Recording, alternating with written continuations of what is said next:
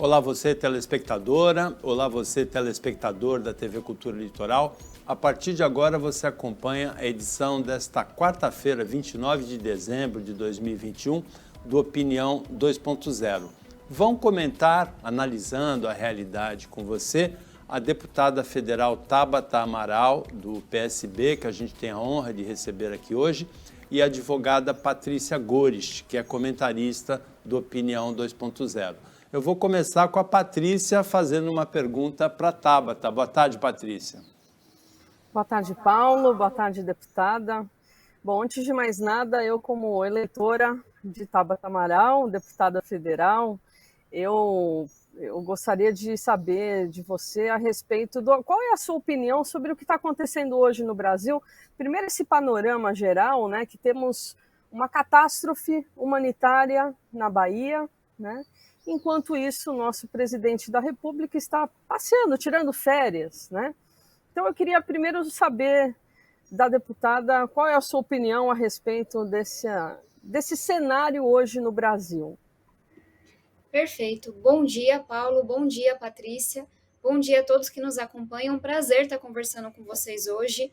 E, Patrícia, fico muito grata pelo seu voto e também pela pergunta tão certeira e tão corajosa que você trouxe. Nós estamos vivendo hoje dois cenários que, na minha opinião, são uma metáfora do que foi esse ano tão duro para a nossa população. Por um lado, e aqui eu falo como filha de baiana, como moradora da periferia, é de cortar o coração, ver a tragédia que está acontecendo, que a gente queira aceitar isso ou não. Diz um pouco dos efeitos que as mudanças climáticas já estão tendo no nosso país, quando a gente fala de chuvas muito intensas, secas muito prolongadas, e aí também traz essa realidade de que não importa se a gente está falando de uma tragédia ambiental, das mudanças climáticas ou da pandemia, os mais pobres são sempre os que mais sofrem, os mais vulneráveis são sempre os primeiros a serem afetados. E aí a gente vê essa realidade que bate à nossa porta e o que a gente esperava do presidente da República, no mínimo solidariedade, no mínimo que estivesse trabalhando para resgatar essas pessoas, para reforçar essas barragens, para fazer alguma coisa, para que vidas não sejam mais perdidas, para que essa população tenha uma saída. E aí o que a gente vê é o presidente de férias, é o presidente dizendo que não quer ser incomodado, que espera não ter que voltar antes. E aí tem uma outra realidade que, na minha opinião, acaba se relacionando muito com essa, que é, nós temos agora vacina para crianças. E aí eu tô aqui com a minha marquinha da vacina, minha mãe e meu pai sempre tiveram muito orgulho de mostrar o nosso certificado, que estava tudo preenchido, que eles sempre levaram muito a sério. E aí, nesse momento de férias escolar, que a gente poderia, inclusive, aproveitar para já adquirir tudo, para já organizar o nosso país, para vacinar essa meninada, para voltar para as aulas, sabe? Para que a gente possa começar o ano com um novo respiro, a gente vê mais um esforço do governo federal, por razões ideológicas, por razões, sabe, visando a próxima eleição, causando e tentando, mais uma vez, adiar essa vacinação. E não foi à toa que sobre o caso da Bahia ontem eu me pronunciei, inclusive estou doando, divulgando esforços, mas sempre dizendo, olha, é muito importante que a sociedade se mobilize e faça a sua parte. Agora, essa responsabilidade é do governo federal. Quando a gente fala da vacinação de crianças, acionei a justiça junto com o senador Alessandro Vieira, junto com o deputado Felipe Rigoni, porque é um crime, sabe, que atores políticos atrapalhem esse processo, atrapalhem a vacinação. E aí eu dizia que era uma metáfora desse ano, porque, de fato, algumas coisas, elas fogem do nosso controle. Ninguém pediu a pandemia, sabe? Ninguém pediu essa tragédia que a gente está vendo agora no sul da Bahia. Mas cabe às lideranças políticas deixarem suas diferenças de lado, deixarem essa politicagem, essa briga no Twitter, sabe, esse ódio, essa polarização que a gente está vivendo e priorizar a vida das pessoas. E priorizar 13 milhões de pessoas que estão desempregadas, 20 milhões de pessoas que estão passando fome, sabe, o combate a uma inflação que está corroendo tudo que a gente tem de dinheiro. E, infelizmente, o que a gente viu nesse ano foi uma grande parte da política, e aí, obviamente, falando da figura específica do presidente Bolsonaro, atrapalhando e piorando essas muitas tragédias que nós estamos enfrentando. Deputada, no campo da saúde, onde a gente lidou com a pandemia, com essa catástrofe humanitária, o governo Bolsonaro teve 4 ministros, o Mandetta, o Taixe, o Pazuello e agora o Queiroga. No campo da educação, que é o da atuação mais específica, mais incisiva da deputada, nós estamos no 3º ministro. Qual é o balanço do governo Bolsonaro em relação à educação, hein, deputada? Paulo, é um pouco triste porque parece que a gente fala de coisas diferentes, mas o cenário é parecido. Vamos falar de educação. A gente, obviamente, começou 3 anos atrás com um nível que não era de dar orgulho. O Brasil ele fica lá embaixo nos rankings internacionais. Veio a pandemia e, assim como fez em muitas áreas, expôs nossas fragilidades, aprofundou essas desigualdades. E aí, mais uma vez, a gente tem uma grande ausência do governo federal. E aí, qual é a crítica que eu faço? Que eu fiz na área ambiental, que eu fiz na área da saúde, que eu faço na área da educação? A impressão que eu tenho é que o governo vem priorizando pautas ideológicas que têm esse tamanho de importância, mínimas, mas que ignora o que é estrutural, prejudica o que é fundamental. Então, quando a gente fala de educação, a gente viu o governo debatendo por 3 anos a pauta do homeschooling, da educação domiciliar. Não sei se as pessoas sabem, mas hoje 7 mil famílias são impactadas por isso. Nós temos 50 milhões de estudantes na rede pública. E aí eu não vi o governo tratando de Fundeb, e foi o Congresso, inclusive às vezes se posicionando contra o governo, que colocou o Fundeb na Constituição, que aumentou os fundos que vão para a educação básica. A gente não viu o governo se mobilizando para que os alunos de baixa renda pudessem estudar, tivessem acesso à internet. E já faz 1 ano e meio que a nossa bancada da educação está lutando para conectar esses alunos. Na última semana veio uma decisão judicial dizendo que sim, a nossa lei de conectividade que a gente aprovou, ela é constitucional e dando um prazo de 90 dias, 3 meses, para o governo fazer o repasse para estados e municípios, para que 18 milhões de alunos sejam conectados. Mas aí você para e pensa, foi 1 ano e meio da gente brigando com o governo, porque o governo não queria essa lei de conectividade por razões ideológicas. Imagine quantos alunos não teriam permanecido na escola porque teriam tido internet e equipamento para estudar. E aí a gente olha para o dado, a gente vê que o Brasil andou 20 anos para trás no que diz respeito à evasão escolar. Então, me preocupa muito o cenário atual, me preocupa porque a gente começou mal, me preocupa porque a pandemia piorou muito a situação, mas me preocupa, sobretudo, porque na hora que o MEC cruzou os braços para tudo que é mais relevante, que eu brinco que é aquilo que não viraliza, que não dá voto, que não bomba no Twitter, mas que de fato muda a vida das pessoas, que é você investir em uma educação integral, que é você investir na formação dos professores, que é você investir na alfabetização, tudo isso foi sendo deixado de lado. E aí esse combo dessa paralisia do MEC, dessa ideologização que a gente está vendo com a pandemia, nos colocou num cenário muito preocupante. E eu só quero sempre lembrar, é claro que a gente tem que falar de saúde, é claro que a gente tem que falar, sabe, dessa tragédia que está acontecendo no mundo inteiro, mas isso não pode ser motivo para a gente não falar de educação. Educação também é vida. Eu, como ex-aluna de escola pública, sei o poder que a educação tem de mudar a nossa vida, mas sei também, porque os estudos mostram isso, que um aluno que não termina o ensino médio vive 3 anos a menos. Tem mais chance de ter uma doença grave, de não conseguir um bom emprego, de se envolver com a criminalidade. Então, só para dizer que essa tragédia da educação, ela vai impactar a saúde, ela vai impactar a segurança, ela vai impactar o desenvolvimento do nosso país. Patrícia. Como professora de Direitos Humanos, deputada, eu tenho que fazer a seguinte reflexão com a senhora, que é autora de um importante projeto, né? Que é justamente aquele da menstruação, né? Da menstruação, da pobreza menstrual das meninas e o impacto que isso causa na educação. E mais uma vez, né, fazendo o gancho da sua reflexão com relação às pautas de internet, né? Esse governo ele é baseado nisso. O que dá mais algazarra é o que eles querem, né? Eles não pensam numa governabilidade, né?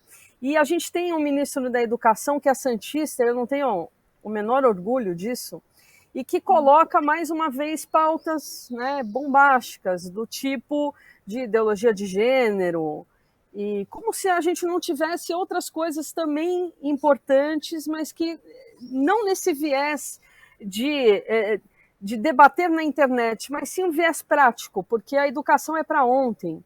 e a gente perdeu 2 anos, e agora a senhora está falando que o estrago é equivalente a 20 anos de atraso, porque regressamos, né? Regredimos, e o que a gente tem aqui hoje com essas crianças fora da escola, né, e a gente não vê uma perspectiva delas voltarem para a escola com segurança, né, eu queria que a senhora falasse desse importante projeto, das meninas, né, porque eu trabalho com pessoas em situação de rua e eu sei o quão grave que é uma pessoa estar na rua, menstruada, sem acesso, né, ao básico do básico do básico, que é água, mas também a questão da saúde da mulher, que é importantíssima, né?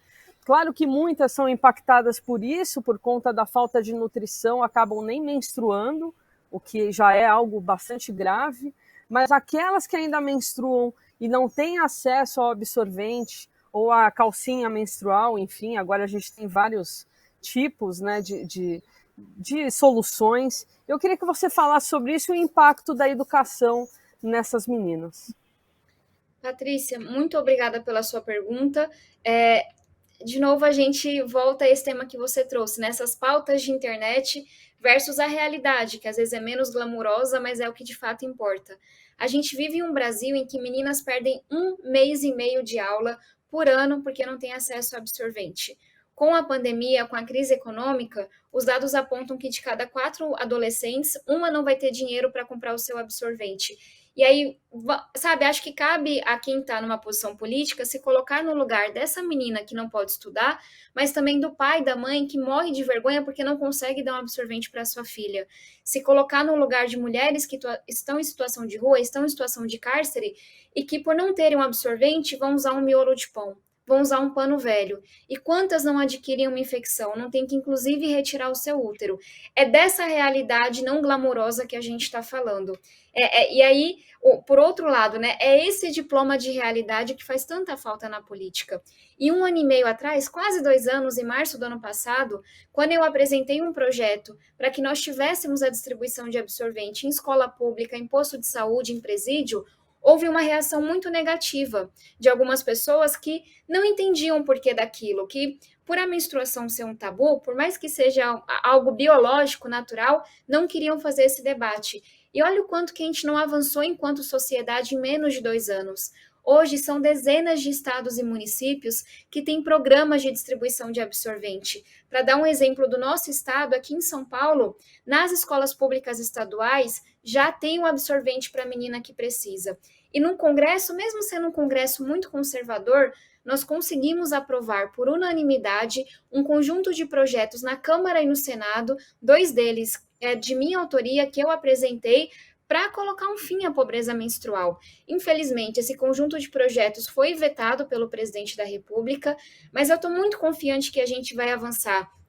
E eu acho que essa história, ela fala do quanto que a nossa sociedade é capaz de enfrentar tabu, é capaz de evoluir, é capaz de olhar para essas demandas que não são ouvidas porque normalmente mulheres pobres não estão no debate. Esses pais, essas meninas não estão fazendo política pública, essas meninas que não podem estudar. Então, e acho que talvez a gente falou aqui, né, que de fato foi um ano muito duro e a gente não pode esquecer disso. Agora, eu acho que é importante também, pelo menos é a forma que eu encontro de continuar seguindo com coragem otimista, de cabeça erguida, da gente olhar para as pequenas vitórias que tivemos. E nós tivemos uma vitória com a justiça reconhecendo que a lei de conectividade, como eu mencionava, ela é constitucional. Tivemos uma vitória com esse conjunto de projetos de combate à pobreza menstrual. Tivemos uma outra vitória que talvez as pessoas nem tenham ouvido falar, mas ao longo de todo o ano, a nossa bancada da educação, eu como filha de nordestino, aperreou muito para que as empresas que ganharam o leilão do 5G, que é a internet mais rápida que existe, elas agora terão que conectar 14 mil escolas. Então, nós também tivemos algumas vitórias, alguns respiros, para que a gente retome força e encare 2022 com coragem. O Opinião 2.0 para o intervalo bem rapidinho e volta já já com a Tabata Amaral e a Patrícia Gomes.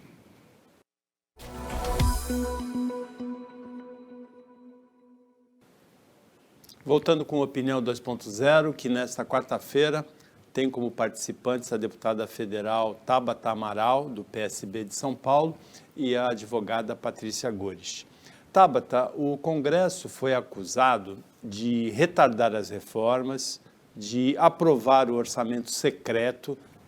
Talvez essas duas tenham sido as mais polêmicas, além da PEC dos precatórios, que autorizou o governo a furar o teto de gastos. Como é que você vê o trabalho do Congresso em 2021 com essas três polêmicas, Tabata?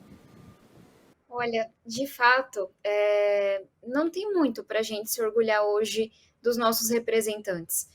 E eu digo isso porque, como alguém que cresceu fora da política, sem gostar de política até quando eu era mais nova, porque eu confundi essa politicagem que a gente vê com a política, que hoje eu sei que é boa, que é um lugar de transformação. Eu entendo 100% a frustração que as pessoas sentem em relação às decisões que nossos políticos estão tomando. Eu votei contra a PEC dos precatórios, que é um calote que está sendo dado em estados, em pessoas, pura e simplesmente porque o governo não tem coragem de enfrentar privilégios. Eu venho me posicionando contra o orçamento secreto. Saiu recentemente uma lista dos parlamentares que são beneficiados por esse orçamento secreto e, obviamente, meu nome não está lá. Acionei a justiça diversas vezes para que houvesse mais transparência, para que a gente pare esse processo. Mas é importante reconhecer que sim, a gente tem muito o que mudar na política. Nós temos hoje um governo que, para ter apoio no Congresso, ou talvez por inabilidade, por não conseguir negociar em cima de um projeto de país, ele compra o apoio dos parlamentares. E, infelizmente, o que está acontecendo hoje com o orçamento secreto lembra muito o mensalão. Então, lá na época do mensalão, você tinha um repasse mensal aos parlamentares que eram da base do governo. Hoje, você tem um orçamento secreto, uma parte do nosso dinheiro, do orçamento do povo, que vai para comprar apoio de parlamentar.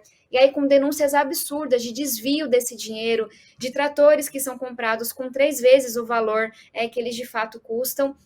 E eu venho denunciando essas corrupções todas, porque meu compromisso com a ética contra a corrupção não vale apenas se o alvo é de esquerda ou se o alvo é de direita.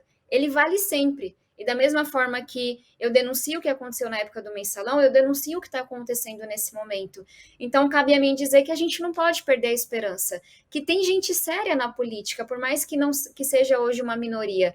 Tem gente comprometida com a ética da esquerda à direita. E eu digo isso porque nesse momento de polarização é importante ser honesto, especialmente. É importante reconhecer que essas más práticas, elas acontecem em todo o espectro político. Da mesma forma que tem gente séria em todo o espectro político. E qual é a minha luta? É para que a gente engrosse o caldo. No ano passado, eu apoiei mais de 100 candidaturas no Brasil inteiro. Por que eu fiz isso? Porque eu quero mais pessoas do nosso lado lutando contra o orçamento secreto, contra o Bolsolão, mais pessoas lutando pela ampliação do Bolsa Família, como a gente lutou nesse ano, lutando contra a pobreza menstrual. Então, assim, eu tenho muita esperança no nosso Brasil, porque eu vejo pessoas que antes não se interessavam pela política, que antes nem podiam se dar o luxo de se interessar, de acompanhar as notícias, querendo se candidatar, querendo estar nesse lugar. E eu sempre digo, a mudança ela é coletiva. A gente tem que parar de acreditar em salvador da pátria, de achar que uma pessoa sozinha vai resolver tudo. Não, a gente tem que melhorar a qualidade do Congresso. A gente tem que olhar sim para a eleição presidencial do ano que vem, mas se preocupar quem são as pessoas que vão estar lá. Até para que a gente possa quebrar essa forma errada de se fazer política, sabe? Então, para resumir, me dói muito saber que essa ainda é a realidade. Lutei e luto bravamente contra todas essas práticas, mas talvez o recado que fique as pessoas têm que prestar atenção para a eleição do Congresso. Não tem essa de gostar ou não de política, de se interessar ou não. Eu cresci sem querer saber de política porque eu moro num lugar que tem compra de voto. E aí foi a minha luta na educação que me mostrou que eu preciso me interessar por política, eu preciso ocupar esse lugar, até porque no meu caso, se a política e os políticos não mudam, a educação não muda. E eu acho que isso vale para todos os sonhos que a gente tem para o nosso Brasil. A política é boa, o nosso Brasil é muito maior e muito melhor do que tudo isso, mas é muito importante que a gente retome a política. Patrícia. Aquele recatado e dólar se aplica só desses adjetivos para a senhora, com todo respeito, né? Eu queria que a senhora fizesse essa reflexão a respeito das mulheres na política. E eu joguei aqui no Google para ver quantos anos a senhora tem. É jovem, né? Tem 28 anos. Isso dá uma esperança gigantesca para a gente que é mulher e que sente falta de mulheres na política. O Brasil tem pouquíssimas mulheres no poder, de uma forma geral, né? Menos que países como Ruanda, por exemplo, né? Então eu queria que a senhora fizesse essa reflexão, qual que é o papel das mulheres no próprio Congresso Federal e qual é a perspectiva, porque faltam 7 anos para a gente ter uma Tabata Amaral presidente. Obrigada, Patrícia. Lhe respondendo, acho que primeiro trazendo os dados, de cada 10 prefeitos vereadores, só uma é mulher. No Congresso, nós somos um pouco mais do que 15% apenas de mulheres. E as pessoas podem perguntar por quê? Será que é porque as mulheres não se interessam? Na verdade, não. As mulheres são aproximadamente metade dos filiados aos partidos políticos. O que acontece é que 90 anos atrás, a gente não podia votar nem ser eleita. E isso deixou um legado em que muitos partidos não querem as mulheres ocupando esse lugar, têm medo dessa competição. E, inclusive, tem muita violência. Eu já tive a oportunidade de relatar algumas vezes as ameaças de morte que eu recebo, os comentários extremamente ofensivos e machistas que eu recebo nas minhas redes sociais todos os dias, as agressões que, infelizmente, a gente se submete por ser mulher. Então, assim, tem muita razão para a gente entender por que não tem tantas mulheres na política. Mas tem uma coisa que eu queria falar, é por que isso importa. Acho que é a coisa mais óbvia, eu sempre brinco, né? O talento ele é distribuído igualmente no mundo. Deus pega assim a liderança, honestidade e vai distribuindo. Se a gente tem um grupo muito homogêneo no Congresso hoje, que majoritariamente são homens, são pessoas dos mesmos grupos, são pessoas mais velhas, pessoas brancas, quer dizer que muitos talentos não puderam ocupar esse lugar. E aí vamos olhar para os dados. As mulheres hoje no Congresso aprovam quase 3 vezes mais seus projetos do que os homens. As mulheres, inclusive, apresentam mais projetos do que os homens. E tudo isso é dado. Tem estudo que mostrou que município no Brasil que tem mais mulheres eleitas tem uma menor taxa de mortalidade infantil. E aí isso tem a ver também com os sonhos das meninas. Um outro estudo mostrou que municípios que elegem mais mulheres aumentam o número de meninas que se inscrevem para votar a partir dos 16 anos. Então, assim, é justo, é correto, a gente tem que lutar por um Congresso que tenha a cara do Brasil, com mais negros, periféricos, jovens, pessoas com deficiência, com toda essa diversidade que o nosso Brasil tem, mas não só porque é justo e correto, mas também porque é bom para o nosso país. Está bem demonstrado que na hora que a gente vai tirando esses preconceitos e barreiras e vai diminuindo o custo das eleições, vai fazendo os partidos mais democráticos, a gente vai ter uma política que funciona mais para a gente. A gente aumenta a competição, aumenta a qualidade da política. Então, essa luta é muito importante para mim. E eu espero continuar trabalhando e contribuindo para que mais pessoas que também não vêm da política como eu possam ocupar esse lugar, independente de serem do mesmo partido que o meu, independente de terem as mesmas ideias ou não. A deputada falou bastante da honestidade, do combate à corrupção. Existe uma possibilidade do PSB, que é o partido da deputada, embarcar na campanha do ex-presidente Lula, que é o favorito, é o líder das pesquisas, oferecendo inclusive a possibilidade da coligação com um vice, que seria o Geraldo Alckmin, que poderia ir para o PSB. Apesar de todas as acusações que o ex-presidente Lula recebeu, essa possibilidade entusiasma ou a deputada sente rejeição por ela? E tem também, quanto à participação da mulher na política, tem uma mulher, pelo menos uma mulher, candidata à presidência da República, que é a senadora Simone Tebet. É muito importante a sua pergunta e eu preciso dar um passo para trás para falar do momento que nós estamos vivendo. Quem me acompanha sabe da minha coragem de denunciar a corrupção que acontece da esquerda à direita e sabe também do quanto que, enfim, eu trabalhei para que nós tenhamos uma alternativa que olha para frente, não para o passado. Sabe, uma alternativa para o nosso país que discuta projeto para a educação, projeto para a geração de empregos, para o enfrentamento da inflação que está tão alta.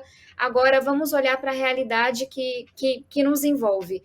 é importante reconhecer que quando a gente fala do governo Bolsonaro, e eu expus aqui minhas diferentes razões para não conseguir apoiar esse governo, a gente fala não só de um governo que é inconsequente, que é desumano, que foi responsável por centenas de milhares de mortes que poderiam ter sido evitadas durante a pandemia, e isso são os cientistas que mostram, mas a gente fala também de um governo que é criminoso, que é corrupto. O ex-ministro do Meio Ambiente é acusado de exportação ilegal de madeira. A gente tem acusações gravíssimas no Ministério da Saúde de tentativa de pagamento de propina, de corrupção na compra de vacinas. A gente está falando de um presidente que é acusado de rachadinha, que desde a época da campanha a gente falava da Val do Açaí. Então, só para a gente ter essa consciência que, infelizmente, esse projeto que está hoje no governo federal, para mim, ele reúne tudo o que há de pior.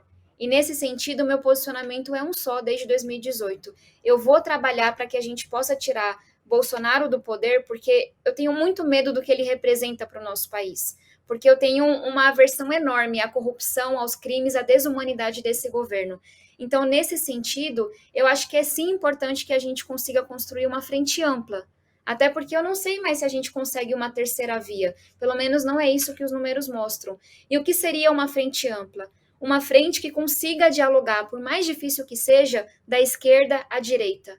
Uma frente que tenha como compromisso não só tirar Bolsonaro do poder, mas reconstruir esse nosso país. E nesse sentido, como alguém que vem dizendo que a gente tem que dialogar, que a gente tem que ter uma frente ampla para enfrentar o governo Bolsonaro e toda a destruição que vem causando, eu não acho que cabe a mim ou a qualquer outra pessoa do meu partido se recusar a conversar com qualquer pessoa. Obviamente, eu faria uma opção que eu inclusive brinco, né? Minha candidata seria a Luísa Helena Trajano se ela fosse candidata. Tenho muito apreço, muita admiração pela senadora Simone Tebet, mas nesse momento eu acho que a gente tem que ampliar ao máximo que a gente puder esse diálogo, porque se a gente não conseguir deixar diferenças de lado nesse momento, por maiores que elas sejam, a gente não vai conseguir ter consenso para reconstruir o nosso país. Então, nesse sentido, eu vejo sim com bons olhos que a gente converse com todo mundo. E nesse sentido, inclusive com o ex-presidente Lula, inclusive com o ex-governador Geraldo Alckmin, porque a gente está diante de uma situação extremamente grave. E aí, qual que vai ser a minha contribuição nesse processo? Bater o pé o tempo inteiro que a gente tem que falar de projeto. Não dá mais para achar que dá para falar só de fulano A, B, C ou D, de partido A, B, C ou D. Já que a gente vai ter uma frente ampla, já que a gente vai juntar pessoas diferentes, que pensam diferente, qual é a proposta comum? O que a gente defende para a educação? O que a gente defende para a economia? Patrícia? Minha opinião é, até porque no caso da deputada Simone Tebet, nem o partido dela acredita na candidatura dela, Paulo. Mais uma vez, mulheres sendo usadas na política só como meio de negociação de futuras alianças. Fecha parênteses. Eu queria, a senhora falou tanto em metáforas, deputada, e eu queria saber da senhora se a senhora viu o filme Não Olhe Para Cima e se é uma metáfora tragicômica do nosso país. Ontem, eu juro por Deus, eu mandei no grupo do meu time e falei, gente, quem já viu? Metade já tinha visto. Mas eu ainda estou trabalhando, eu ainda não saí de recesso, estou aqui para aprovar. Mas, se Deus quiser, eu vou, enfim, ter um pouquinho de descanso no começo de janeiro e me comprometo a ver o filme, parece maravilhoso, e te dizer, porque eu sou formada em astrofísica, então dei uma cientista dentro de mim. Sim, eu sei, é por isso que eu também queria fazer esse gancho. Não, mas vou ficar te devendo. Tá tudo atrasado, série, filme, livro, mas eu espero que na primeira semana de janeiro consiga ver e te dê um retorno, combinado? Sem spoilers, ao filme, então, Patrícia. combinado. Sem spoilers. Patrícia, eu assisti ao filme com o meu filho, que é da idade da Tabata, tem 29 anos, eu assisti no sábado, é sensacional o filme, e a cientista do filme é representada pela atriz Jennifer Lawrence, né, num papel assim, num desempenho extraordinário, como também do Leonardo DiCaprio, da Meryl Streep, da apresentadora Cate Blanchett. O filme é sensacional, Tabata, não perca ao filme. A gente está chegando ao final do tempo da participação da Tabata, esperamos estar acompanhando o mandato dela em 2022, mas você tem um espaço aberto para se despedir agora da telespectadora e do telespectador, deputada. Paulo, Patrícia, todos que nos acompanham, eu entendo que é minha responsabilidade fazer uma prestação de contas do mandato, então estou sempre à disposição para responder a dúvidas, para contar da nossa luta, e queria pedir, se tiver essa permissão, que a gente tenha um pouco de esperança, que a gente não baixe a cabeça. O próximo ano vai ser muito difícil, mas nós temos um Brasil inteiro para reconstruir. Então, Feliz Natal atrasado, eu aprendi que por uma semana a gente pode dizer isso, e um ano novo muito abençoado, de muita força, muita coragem para a gente. Um abraço apertado em vocês e até o ano que vem, acredito eu.